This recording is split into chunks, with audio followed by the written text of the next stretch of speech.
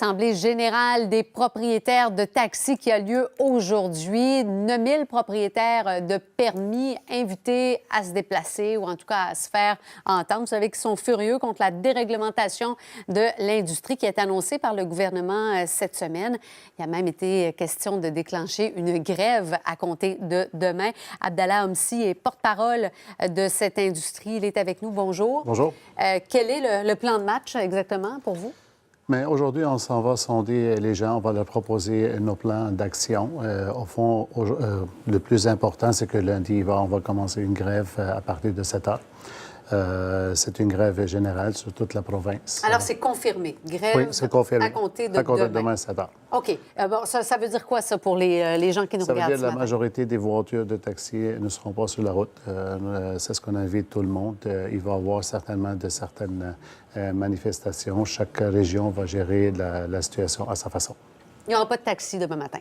Non, il n'est pas supposé avoir de taxi. On invite tout le monde. Il va y avoir juste du service essentiel à certaines places. Chaque intermédiaire va gérer son service essentiel, ça veut dire du médical.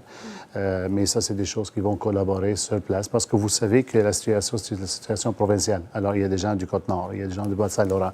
C'est partout. Fait que chaque région, le taxi va gérer la grève à sa façon. C'est quand même un développement important. Qu'est-ce qui fait qu'on en est rendu là? Et pourquoi? Deux raisons à ça.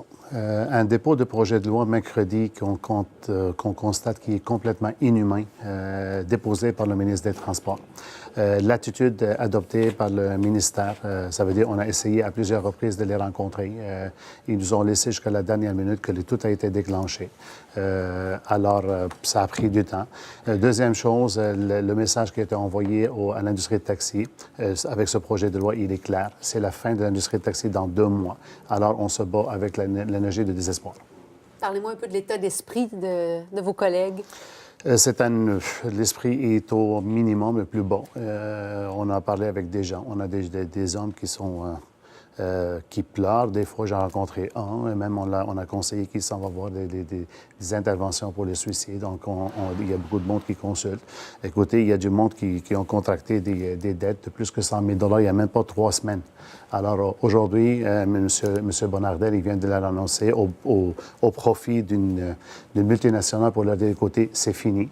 Ils ont parlé d'argent. C'est faux. Leur déclaration, elle est complètement fausse. L'argent déposé, ça a été volé par le gouvernement il n'y a même pas 1 an. C'est juste pour la perte de valeur de permis depuis 2014 jusqu'à 2018. Alors, nous autres, on ne gagne rien. On s'en va carrément vers une faillite. Et il y a une madame, dernièrement, que son mari est décédé. Mais là, tout ce qu'elle reçoit à la place d'un héritage, aujourd'hui, elle reçoit une dette. Alors, c'est quoi la situation? C'est le désespoir. Puis c'est très, très difficile de dealer dans une situation de désespoir.